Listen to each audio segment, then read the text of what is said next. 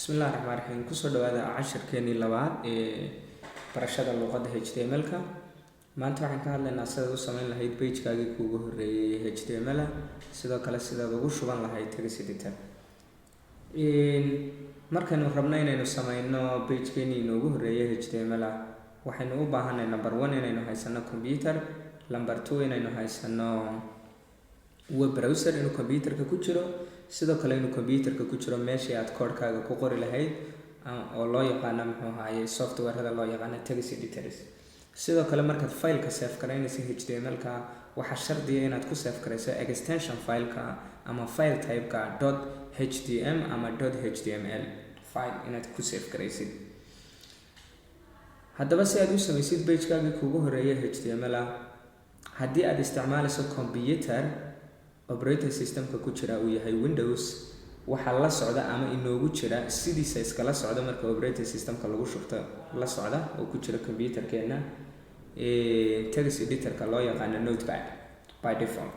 So example haddaan imaka minimize garayo oo aan tago start menu-ga oo aan ku qoro Notepad waa kan. So Notepad waa kan. So haddii aanad soo download garaysanin ama aanu computerkaaga ku jirin special text editor, waxa uu dhigmo oo aad isticmaali kartaa Notepad ayaad ku dhex qori kartaa code-kaaga HTML-ka. Laakiin Notepad-ku siyaabo badan buu uma fiicna in la isticmaalo. Number 1, code-ka markaad qoraysid kuma caawinayo. Waa inaad example sidan imika halkaa ku qorayo, waa inaad step by step u qortaa shay kasta aad manually waa inaad gacantaada ku qortaa, wax caawimo ku siinaya ma jiro. Waxa kaloo jira haddii aad wax qalado ama code-kaaga haddii wax ka qaldan yihiin, kuma sheegayo meel alyaala meesha wax ka qaldan yihiin ama meesha error-ku ka jiro. Sidaa darteed isagu waa maxay? Waa normal text editor weeyaan, loogu talagalay qofku inuu hadduu computerka isticmaalayo inuu si temporary ama si ku meel gaadha text files-ka ama qoraalada yar fududa uu wax ku qoranayo inuu si yar fudud ugu qoran karo. Laakiin in programming-ka markaynu ka hadlayno, waxa la sameeyay text editor special ama gaar ah in lagu isticmaalo programming languages-ka ama codes-ka marka la qorayo. Kuwaas waxay leeyihiin wax la yiraahdo syntax colors oo haddii aad hadhowto la qalado wuxuu saarayaa meesha color deedna waad fahmaysaa meesha ka qaldan.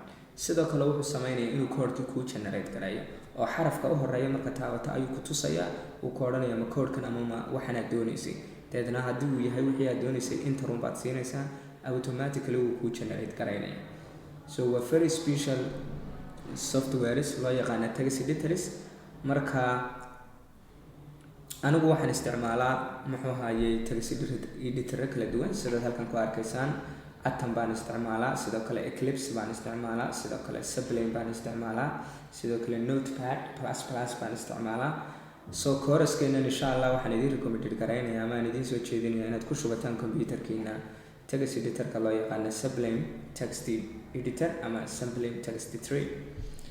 So saad ugu shubanaysaan waxa weeyaan, haddii computerkaagu internetka ku xidhan yahay, go to Google ku qor, dabeetana waxaad ku qoraysaa Sublime, deedna enter sii, deedna wuxuu ku tusayaa waa kan.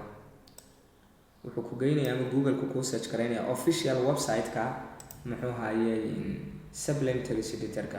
So click markaad siiso aad furto, haddii aad Windows platform isticmaalaysid, wuxuu directly kuu soo qabanayaa maxay operating system-ka isticmaalaysa waa Windows, so download this one. Sidoo kale haddii version ka duwan aad isticmaalaysid oo kuu soo qaban waayo, waxaad kali garaynaysaa maxay download tab-ka markaad ku dhufatid all versions-ka ama operating systems-ku ku shaqaynayo dhan packages-ka oo ku halkan ku jira. So haddaad Mac isticmaalaysid ka horeeya download garayso, haddii Windows portable version aad doonaysana ka horeeya, haddii Windows 64 version aad isticmaalaysid sida aniga imika kale Windows 10 version waxaan isticmaalayaa type 64. So kan download garaysa. Haddaad Linux isticmaalaysidna waa kan 64 version ama 32 version.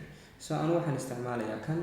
So simply Windows 10 type-kiisu yahay 64 bit, So click markan idhaahdo waa very fast because it's very small file size 10.4 megabyte weeyaan. haddii internetkaagu very fast wuu kaa download garaynayaa markaba muxuu hayo waa kadibna markuu kuu download garayo downloadedka dhameeyo just set up kumba tegaysaa fileka downloadedka meesha kuu dhigay ama deetana double click baad soo siinaysaa. soo imaka miyaad rabtaa inaad ku shubato wuu leeyahay laakiin anigu no baan odhanayaa sababtoo ah horaan ugu shubtay waan haystaa. laakiin markuu set upku idiin soo download garaysmo just double click un siiyo dabeetana next waana free version totally.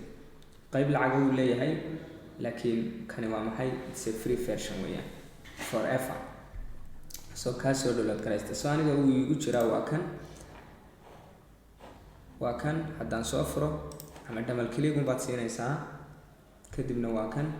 so imaka haddaan doonaya inaan sameeyo file html kii igu horreeyey waxaan tegayaa un file deetana waxaan odhanayaa new deetana filekan save garaynaya. so waxa shardiya baynu nidhi maxay fileka markaad save garaynayso inaad extension filekiisa ka dhigto .htm ama .html deetana desktopkan ku save garaynayaa save. so imaka filekayga magaciisa waa kaa wuu ii save gareeyey kadibna waxaan u baahanay inaan qoro maxay html-kii. so sidaad arkaysaan angle bracket h markaan taabto waad arkaysaan wuxuu ii soo saaraya html tagskii oo dhan ayuu leeyahay. ma html tag baad u baahantay, ma head tag baad u baahantay, ma header tag baad u baahantay, ma heading 1 heading 2 heading 3. so waa very nice very special wuu ku caawinayaa. so waxaan leeyahay ka horaan u baahanay enter baan siinayaa automatically sidaad arkaysaan wuu ii generate garaynayaa.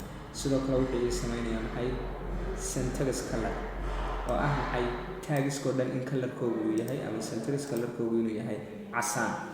deedna halkan oo kale aan heading 1 ku qoro si aan qoraal ugu dhex qoro. tusaale ahaan aan idhaahdo welcome to first html page. deedna haddaan imika save idhaahdo oon address ka soo minimize garayo filekayga waa kan desktopkan ku save garay. so haddaan click siiyo yes wuu ii soo furmay. so filekaygu location ku yaallo iyo tagaska ku dhex qoran welcome to first html. so sidaa weeyaan sidaad u sameynaysid pagekaagii kuugu horreeyay html ah. sidoo kale sidaad ugu shubanaysid tagas editorska. casharkani halkaasuu inoogu joogayaa. waad mahadsantiin.